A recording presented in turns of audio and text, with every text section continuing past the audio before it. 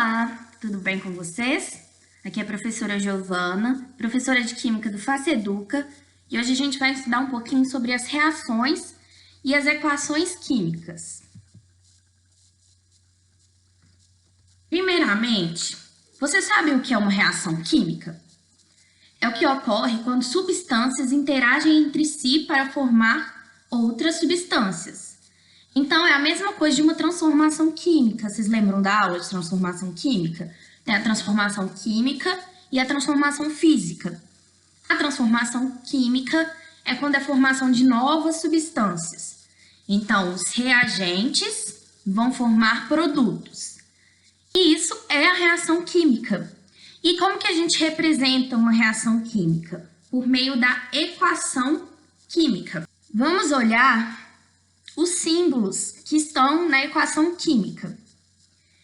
O L aqui é o estado de agregação. O que é o estado de agregação? Vocês já estudaram, são os estados físicos da matéria. Então, a gente tem o líquido, o gasoso, o sólido. Nesse caso, temos o etanol, o álcool líquido, o oxigênio gasoso, produzindo o gás carbônico gasoso e a água gasosa. Esse número grande aqui é chamado de proporção, é a proporção dos reagentes e dos produtos que vão participar da reação química. Uma molécula de etanol reage com 3 moléculas de oxigênio, produzindo 2 moléculas de gás carbônico e 3 moléculas de água. Esse númerozão é diferente desse númerozinho. Isso aqui é um índice. Enquanto a proporção mostra a quantidade de moléculas, o índice mostra a quantidade de átomos em uma molécula. Então, você tem 2 hidrogênios e um oxigênio formando a água e são 3 águas. Vamos ver outros exemplos aqui para vocês entenderem melhor os símbolos. Olha, sólido, aqui a gente tem o ácido sulfúrico aquoso, ou seja, está em solução aquosa, né, dentro da água, o sulfato de magnésio aquoso e o gás hidrogênio gasoso. Essa setinha para cima significa a liberação de um gás. Esse caso aqui são 2 substâncias que estão em água. Vai produzir uma outra substância que não é solúvel em água. Então, ela vai ser depositada no fundo, vai formar um precipitado. Estado sólido no fundo. E aqui vai formar outra substância aquosa. Esse símbolozinho aqui, que é a letra grega delta, significa aquecimento. Para essa reação ocorrer, eu preciso dar energia, aquecer.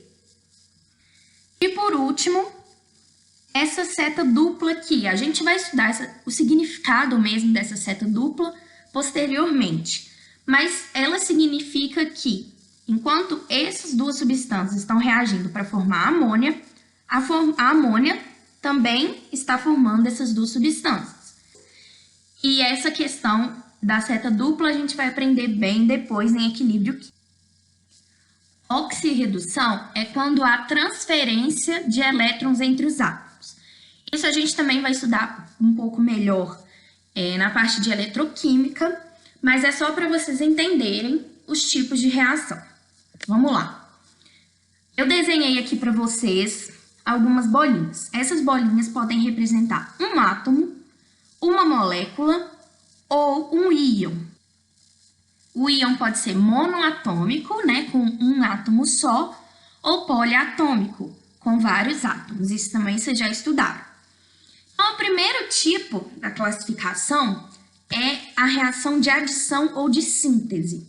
É bem simples, olha só. Uma substância vai reagir com outra substância para formar uma substância só. Um exemplo, olha, o gás hidrogênio vai reagir com o gás nitrogênio formando a amônia. 2 substâncias formam uma só. Síntese ou adição. A próxima é a análise ou decomposição. Uma substância formam 2 substâncias. A substância é mais complexa, formando outras duas mais simples.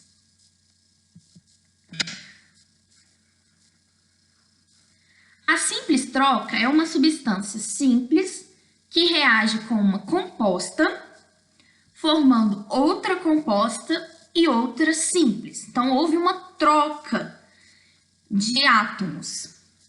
Olha o exemplo. O ferro vai reagir com ácido clorídrico, então uma substância simples, reagindo com uma substância composta, formando outra substância composta, essa é diferente dessa, e formando outra substância simples. É importante que você saiba um conceito de substância simples e substância composta.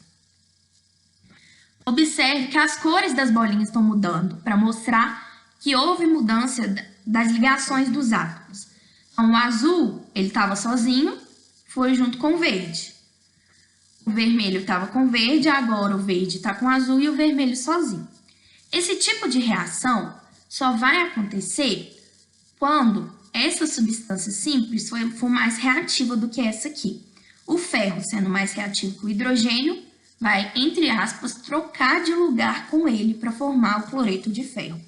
E a dupla troca também é uma troca, só que um pouquinho mais complexa. É a mesma coisa das cores. O amarelo com esse marrom, o amarelo não está com o marrom mais, ele está com esse, que estava com rosa, e o rosa, que estava com esse verde, agora está com o marrom. Vamos ver um exemplo para ficar mais fácil. NaCl reagindo com nitrato de prata. Olha o Na aqui. Não está mais com cloro, está com nitrato. O Ag, a prata, não está mais com nitrato, está com o cloro. Então, dá para observar que os átomos trocaram de lugar. Mas lembrando, gente, que átomos não são pessoas, elas não trocam de lugar. Assim, nossa, agora eu quero ficar com o cloro, vou lá ficar com o cloro. Não. Isso não existe, tá? É toda uma questão de energia. Tem muita gente que fala, que compara simples troca e dupla troca com pares no baile. Então, eu tenho o ferro aqui sozinho e o parzinho de hidrogênio com o cloro. Aí eles trocaram. O cloro agora tá fazendo parzinho na festa com o ferro que chegou sozinho e o hidrogênio ficou sozinho. Aqui é a mesma coisa. O sódio com o cloro estavam fazendo um parzinho, e a prata com o nitrato, que é um íon polivalente, fazendo parzinho. E aí eles vão trocar. Como se fosse trocar mesmo numa festa, as pessoas estão dançando e trocando de par. Mas isso pode confundir um pouco vocês, às vezes facilita o entendimento, mas às vezes vocês podem achar que átomos são pessoas e têm sentimentos, o que está completamente errado.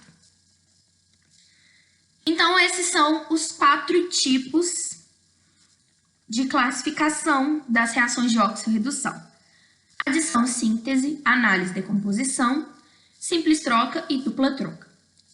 Por meio dessas classificações, a gente consegue prever quais os produtos vão ser formados. E aí vocês vão ver isso melhor nos exercícios. Existem reações inorgânicas que não ocorrem a oxirredução. Então, não vai ter transferência de elétrons. Essas reações a gente consegue classificar por meio das funções inorgânicas, que é a aula anterior dessa aqui, dada pelo professor Gustavo. Se vocês estiverem com dúvida, eu sugiro que vocês vejam a aula primeiro dele, perguntem pra gente as dúvidas e depois assista essa. Porque a gente também consegue prever o que vai ser produzido. Essa primeira reação é a reação de neutralização, conhecida como reação de neutralização. Um ácido vai reagir com uma base e vai formar o sal mais a água.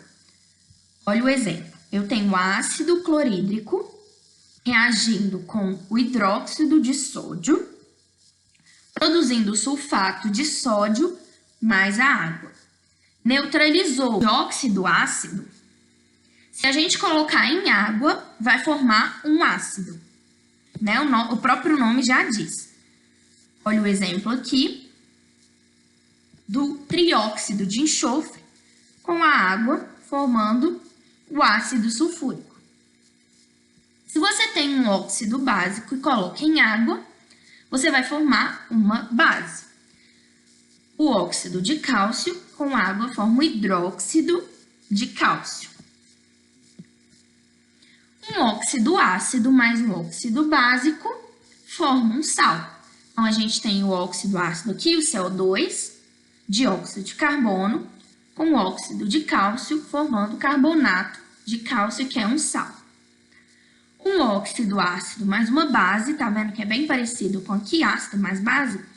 Óxido ácido mais base forma sal mais água. O CO2 mais o hidróxido de cálcio, que é a base, forma o carbonato de cálcio, que é o sal, mais a água. E o contrário, óxido base mais ácido forma sal mais água. O óxido de cálcio mais o ácido sulfúrico forma o sulfato de cálcio mais a água. E a última reação é o carbonato ou bicarbonato mais ácido, formando sal mais gás e a água. Olha só, a gente tem o carbonato de cálcio reagindo com o ácido nítrico, formando sal, o gás carbônico e a água. Outro exemplo muito importante é o bicarbonato de sódio, esse mesmo que a gente tem na nossa casa, reagindo com o ácido clorídrico, formando sal, água e CO2. Essa reação é justamente a reação que acontece no nosso estômago, quando a gente toma bicarbonato, porque ele vai reagir com o ácido quando a gente tem azia para neutralizar a acidez do nosso estômago. Então, quando, por exemplo, a gente come muito e tem aquela azia, é porque tem excesso de ácido no nosso estômago, justamente o ácido clorídrico. A gente toma o bicarbonato para neutralizar essa acidez e a gente se sentir melhor. Vou falar só um pouquinho para vocês sobre essas 3 substâncias que são utilizadas para neutralizar o pH dos solos ácidos, em colheitas, lavouras, plantios. Existe a cal hidratada, que é o hidróxido de cálcio, o calcário, que eu já falei desse exemplo aqui, que é o carbonato de cálcio, e a cal virgem, que é o óxido de cálcio. Como que funciona? A cal hidratada é uma base. Quando você coloca no solo, vai reagir com o ácido para neutralizar, formando sal e água. A cal virgem é um óxido básico. Se você colocar em água, vai formar justamente a cal hidratada. Não é à toa que tem nome, né? Cal hidratada. E aí você consegue neutralizar também. Olha aqui as fotinhos. E o calcário também por ser esse sal que vai diminuir a acidez dos solos. Então, esses são só uns exemplos, gente, sobre alguns tipos de substâncias, sal, base e óxido básico. Espero que vocês tenham entendido as classificações das reações, como prever por meio só dos reagentes. E não deixem de assistir a próxima aula sobre balanceamento, que a gente vai entender um pouquinho melhor sobre esses números aqui da frente, por que a gente tem que colocar eles e como colocar. Os exercícios e os textos vão estar disponíveis no próximo vídeo. E é isso, muito obrigada!